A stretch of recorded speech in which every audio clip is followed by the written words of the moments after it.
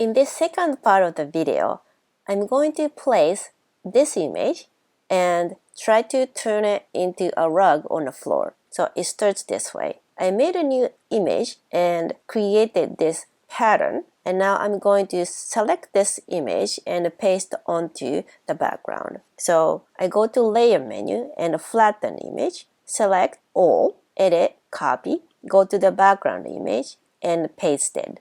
Now you can see the image showed up as a layer number 2.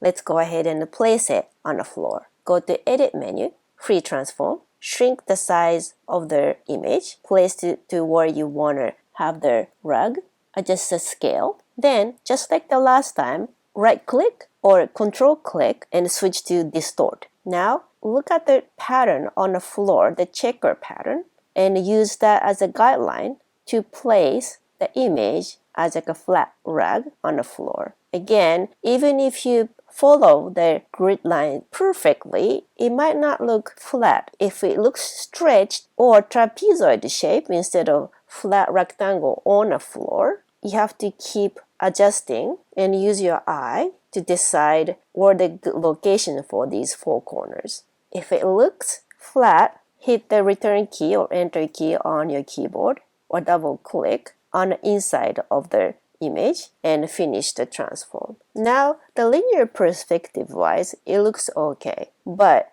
it looks really out of place because the color is too bright, too vivid, and it looks really paper thin. It doesn't look like a nice soft rug. So in example, you can see I adjusted the colors and also I added some shadows and highlights. So let's do that. First, I want to make this rug less vivid because everything else in the image is not that vivid, not that colorful. So if the rug of the red color like that is on the floor, it shouldn't look that vivid, saturated red. You can use an adjustment layer or go to Image menu, Adjustments, and use Hue Saturation.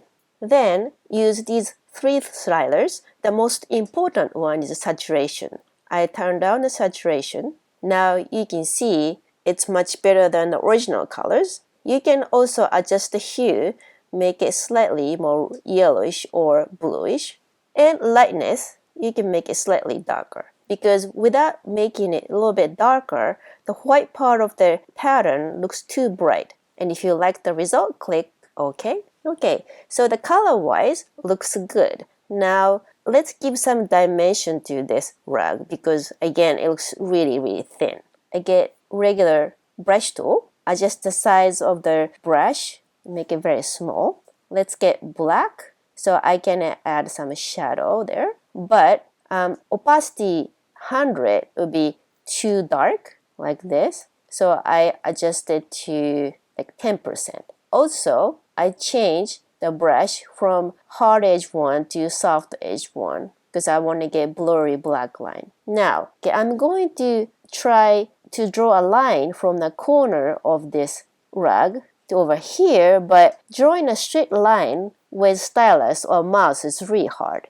I know that, okay? And there's an easy way to do that. It works like this. Just to click on a spot where you want to start the line, just click, okay? And let your mouse go or the pen go, jump to the spot where the line should end, okay, like over here. Then simply shift click, okay? Hold down the shift and click. Do you see that? Now a dark line showed up between the 2 spots I clicked. So I'm gonna try it again. Click on a corner over here, okay? Let everything go. Hold down the shift key and click again at the spot where you want to end the line. And I'm gonna repeat this till I get the line dark enough. So click on the spot where you want to start the line, let everything go, go to the spot you want to end the line, and shift key and click. So now the rug looks really nice, has some thickness. Let me show you the rug before the dark lines. It was like this.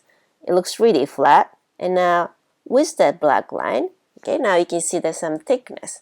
All right, let's do a few more works here. I think the rug now has nice thickness, but looks still too perfectly clean and flat, and too flat in some way.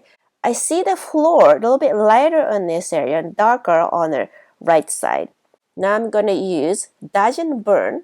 Okay, so there's a dodge tool and make the part of the rug a little bit lighter. Switch to burn tool and make the front part of the rug a little bit darker.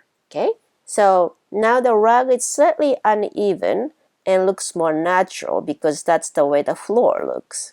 Let's add a final touch to this rug. If you look at the background compared with the rug looks too clean and perfect because the background you can see the noise and also it's pretty blurry. So let's match the rug to that blurriness and noise. Gaussian blur, blur the rug slightly, and then I'm gonna add some noise.